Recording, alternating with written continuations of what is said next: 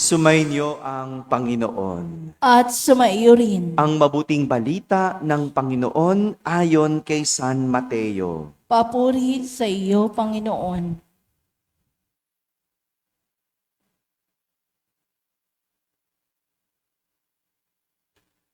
Noong panahong iyon, lumapit kay Jesus ang mga alagad ni Juan Bautista at ang wika, "Malimit kaming mag-ayuno, gayon din ang mga Pariseyo. Bakit po hindi nag-aayuno ang inyong mga alagad?"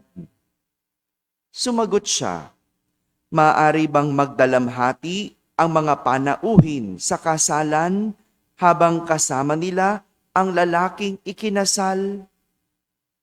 Kapag wala na siya, saka pa lamang sila mag-aayuno." Mga kapatid, ang mabuting balita ng Panginoon. Pinupuri ka namin, Panginoong Hesukristo. Umupo ang lahat at makinig sa homilya. Isang magandang umaga po sa inyong lahat. Magandang umaga sa mga nasa barangay, sa mga nasa tahanan na nagsisimba via online at sa lahat na nasa abroad. Isang magandang araw po sa inyong lahat. Ang ating mga pagbasa sa araw na ito ay tumatalakay, nagtuturo sa atin kung ano ang pag-aayuno. Sa Ingles, fasting. Sabi nyo nga po, pag-aayuno. Kapag sinabing pag-aayuno o fasting, ito ay ang hindi pagkain sa loob ng isang panahon. Ulitin ko po, pag-aayuno, hindi pagkain sa loob ng isang panahon. Noong Miyerkules ng Abo, tayo ay nag-fasting. Nag-fasting po ba kayo? Hello? Ayun lang. Hindi, kasi mga senior na yung karamihan dito. No? Yung mga hindi pa senior, nag-fasting ba? Oh, hindi dapat kumain. No? Pero sa atin, ang fasting natin, isang full meal lang. No? Sa umaga, sa gabi, maliit lang o tinapay na lang. No? Fasting, hindi pagkain sa loob ng isang panahon. Kaya nga, nagtataka ang mga alagad ni Juan Bautista sa ating ebanghelyo kung bakit hindi nag-aayuno ang mga alagad ni Jesus. Samantalang sila daw, kasama ng mga Pariseyo at Eskriba, malimit mag-ayuno. Ito yung dahilan ng kanilang reklamo. Dahil ang pag-aayuno para sa kanila ay ang hindi pagkain o to skip meals. Siguro nakita nila, no? Yung mga alagad ni Jesus, kain ng kain. Ba't sila hindi kumakain? Kasi yun ang pag-aayuno sa kanila. Tama naman. Tama. Pero hindi natatapos doon ang pag-aayuno. Hindi natatapos sa hindi pagkain ang pag-aayuno. Dahil sa ating unang pagbasa, tinatalakay nito kung ano ang esensya ng pag-aayuno. Sa ating unang pagbasa, meron ding mga taong nagrereklamo. At ang kanilang reklamo, bakit ang aming pag-aayuno ay tila hindi pansin ng Panginoon? Yun ang kanilang reklamo. Sabi nila, nagugutom lang tayo, ngunit walang kabuluhan. Nagugutom lang tayo, ngunit walang kabuluhan. Pero ang sagot ng Panginoon, pansariling kapakanan pa rin ninyo ang pangunahing layunin ng inyong pag-aayuno. Dahil ang tunay na esensya o kahulugan ng pag-aayuno ay ginagawa ito ng may sakripisyo at dapat nagdudulot ng kabutihan. Ang pag-aayuno may sakripisyo at nagdudulot ng kabutihan. Alisin mo ang dalawang ito, ang gagawin mong pag-aayuno, ang hindi mo pagkain ay mauuwi lang sa gutom. Ayun. Kaya pala, nagutom lang kasi hindi lang kumain. Wala kasing sakripisyo at walang naidulot na kabutihan. Halimbawa, ang isang magulang, yung isusubo na lang, ibibigay pa sa anak. Ganun ba kayo?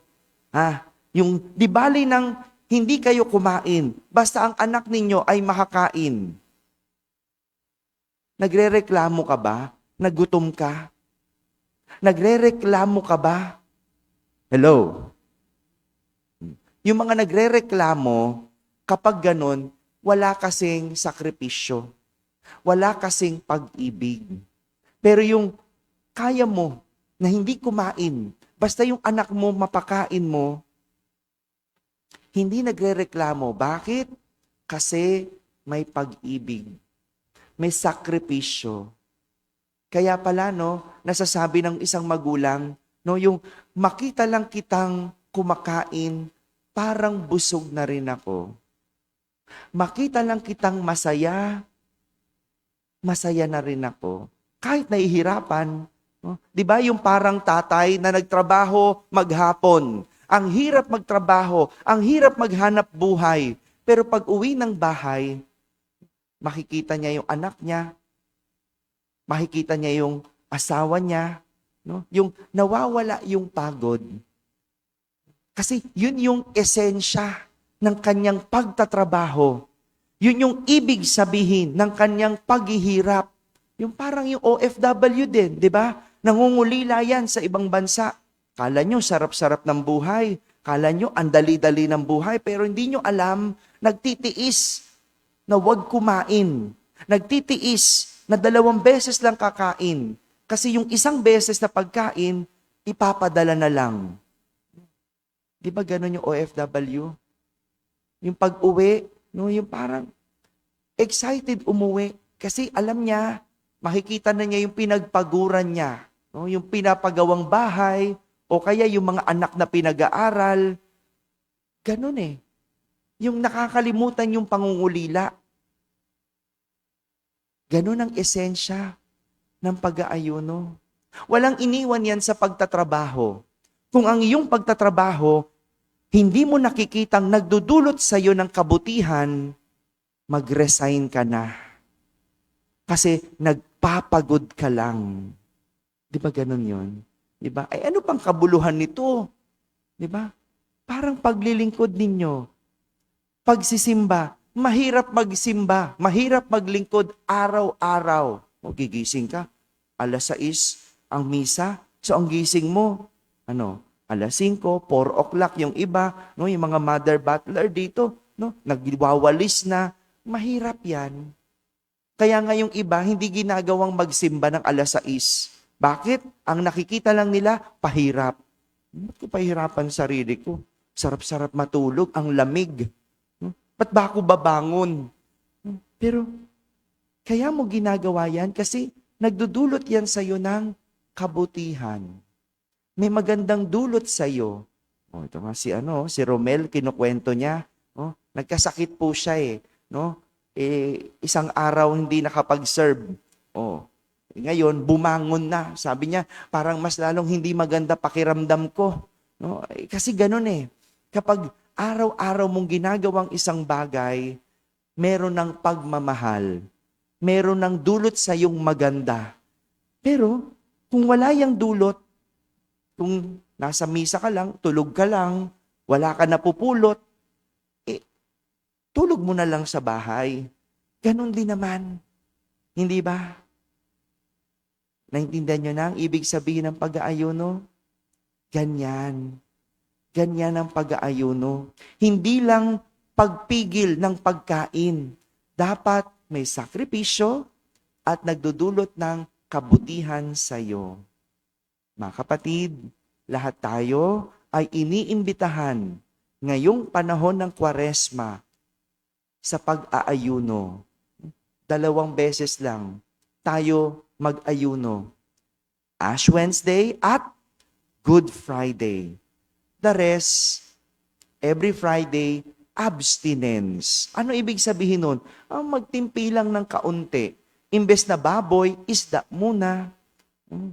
O kaya, gulay na lang muna. No? Ginagawa mo to para sa ikabubuti mo. No? Ano yon? Yung natututo kang magtimpi. Natututo kang magtiis. Natututo kang magkontrol. Kasi tayo wala nang kontrol eh. Basta magustuhan, kain. Basta magustuhan, sige lang. Pero yan ang natuturo ng pagtitimpi, pagpipigil, pagkokontrol. Sana ang ating pagtitimpi sa pagkain ay magdulot sa atin ng sakripisyo at kabutihan, hindi lang kagutuman. Amen? Amen.